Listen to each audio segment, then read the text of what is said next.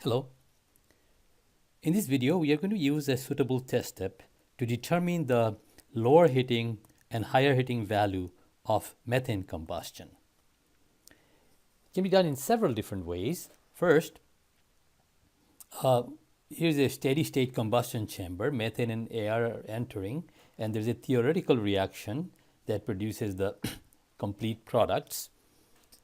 And we can find the heat transfer from this chamber so that the initial and final temperature, the temperature at the inlet and at the exit are equal. And everywhere the pressure is 100 kPa, so that is the definition of heating value. How much heat will be transferred to keep the products coming out at the same temperature as the inlet. So the heating value is defined as this heat transfer per kg of methane.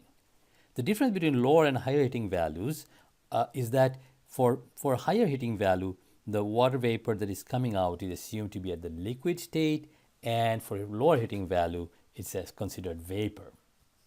Okay, so let's go and start a suitable test step.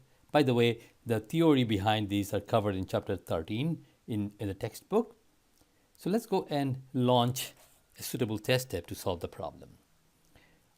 For an open combustion chamber, we'll follow the open system specific branch, combustion and chemical equilibrium, and we go for the non-premixed combustion. Because there is no temperature change, it really doesn't matter whether we launch the PG or IG model. So let's go with the PG model, even though the problem suggests use variable specific heat. So first thing first, we go to balance the reaction. We are automatically in the reaction panel.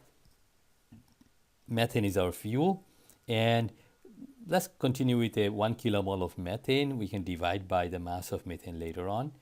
So we add that, so methane is added. And for simple reaction, we don't have to really set up fuel, oxidizer, or product separately. All we have to do is to go to select a suitable action. Here we want theoretical combustion with air. So we just click that and click the execute button. And as you can see, the reaction is balanced and reported at the bottom: methane, oxygen, and nitrogen producing complete products, complete combustion products, H2O and CO2, and of course the leftover nitrogen. You can see the compositions of oxidizer and products in these pie charts.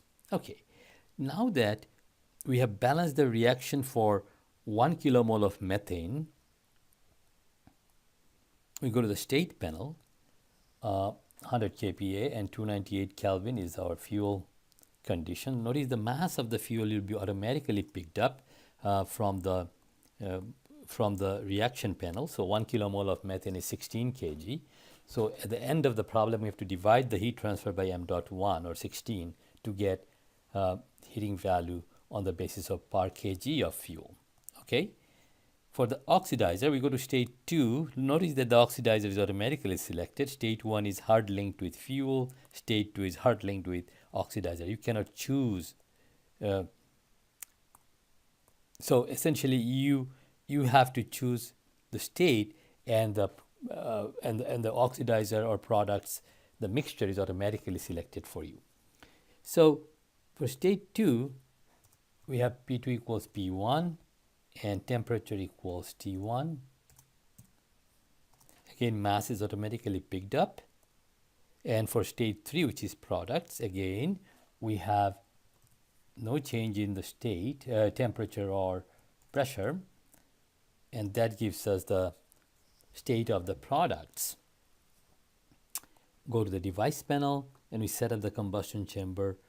Fuel is coming at state 1, oxidizer coming at state 2, and products going out at state 3.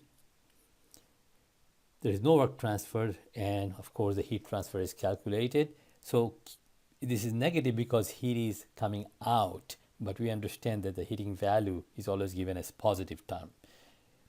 So in the IO panel, we can calculate the heating value, and this will be, by the way, the lower heating value because the H2O is not liquid.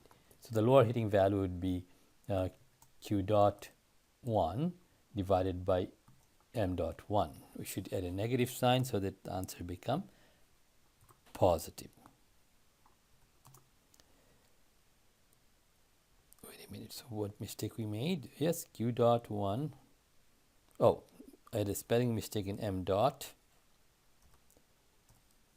Okay, now let's try again. Yep, so the lower heating value is 49.98, 49.98 megajoule per kg of fuel. And you can go to the property tables and take a look. You'll find the value is very close to the actual heating value. So now how do we find the higher heating value? For that, what we have to do is to select the combustion products in a manner that we have 2 kilomoles of liquid water instead of 2 kilomoles of. So we remove the H2O from there and add 2 kilomoles of liquid water. So in other words, now the reaction is balanced again, and as you can see, instead of H2O, we have H2L. So all we need to do is to super calculate so that everything else is calculated, and then the heating value will be reported in this panel because we have done all the work already. And of course, this will be the higher heating value now, because I shouldn't have called it a lower heating value, because look, you can see this is much higher, 55.54, 55.5 million joule per kg. So in other words, once you set up the reaction, every panel can be automatically updated using supercalculate. But remember, the reaction panel has to be manually managed. And there are many different options here with which you can control the reactions for a given reaction.